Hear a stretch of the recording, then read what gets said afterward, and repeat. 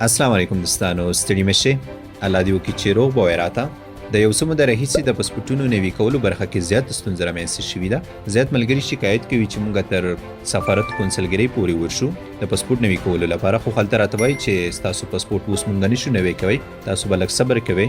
نو اخر دا څه ستونزه ده، تر کومه پورې به دا ستونزه حل شي؟ دغې لپاره دا ویډیو ما سره تر پایه پورې وګورئ.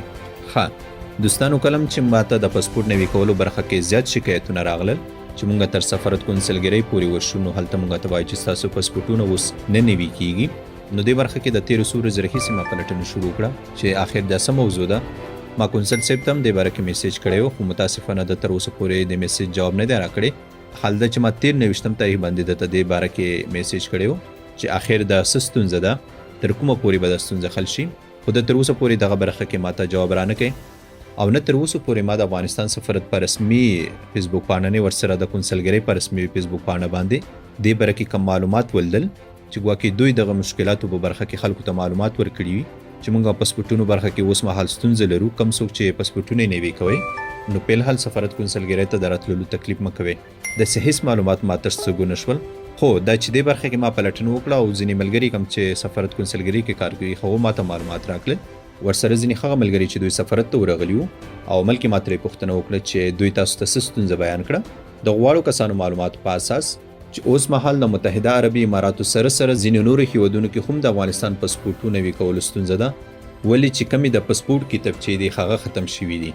کله چې ما دا خبره واورېد زه ورته حیران شوم چې آخر ده څنګه کیدی شي. نو نه پوهېږم په کونسلګرۍ سفارت کې کومه چې د پاسپورټ برخه ده دوی ته د کتابچې څنګه ورختم شوي دي، ځکه که چیرې م یو چاته د کتابچې ورختمېږي باید کم سے کم په سټاک کې خو څه نه څه بیکاپ ولري. خو نه پوهېږم په الحال دوی د دې ستونزې سره مخامخ دي چې د پاسپورټ کتابچې نشته. په سفارت کې خو په الحال هیڅ چاته هم پاسپورټ نه نوی کوي، خو هغه ملګري کوم چا چې ویزې ختمېږي او د دوی پاسپورټونو کې هم د 6 میاشتو څخه کم وخت پاتې دی، ولې کوم چا چې پاسپورټ کې 6 میاشتو څخه کم وخت پاتې وي دوی ته ویزې نه لګېږي. خلدا که چیرې دوی ویزې هم نوي کوي بیا هم دوی ته ویزې نه لګېږي. نو دغو کسانو ته 1 نیم ته په کنسولیټ کې پاسپورټ ورکوي خو زیاتو ته یې نه ورکوي. کله چې ما د کتابچو را رسېدو باره کې پلټنه وکړه داسې ویل کېږي چې دا به لږ وخت واخلي تر څو پورې چې پاسپورټ ریاست دغه کتابچې نوي تیاره کړي، تر هغې پورې به دغه ستونزه موجوده وي. په سفارت کې ستاسو څخه د پاسپورټ نوي کولو لپاره پرچې داخلوي، خو نوی پاسپورټ به تاسو ته خله درکوي کله چې نوي کتابچې راشي. نو ما د خپل وطنوالو څخه هیله دا ده چې اوس مهال کم څوک د داسې ستونزې سره مخامخ وي اول سفارت او کونسلګرۍ سره ځان خبروي، هغې نه پس که کله هم تاسو ته دوی ویل چې دغه ستونزه حل شوې ده هغې نه پس د پاسپورټ نوي کولو لپاره ورشئ. د کومه چې سکرین باندې تاسو ته ښکاري دا د سفارت نمبر دی او دا چې دی دا د افغانستان کونسلیټ نمبر دی کوم چې دوبۍ کې دی. نو الله دې وکړي چې دا معلومات تاسو ته ګټور تمام شوي وي. د نورو داسې معلوماتو لپاره تاسو احمد ټایمز تعقیبوئ، انشاءالله چې زه به هم پوه خبروم. نو ستاسو د دعاګانو او سپورټ نه د زړه له کومې مننه کوم. ښاد او باد اوسئ.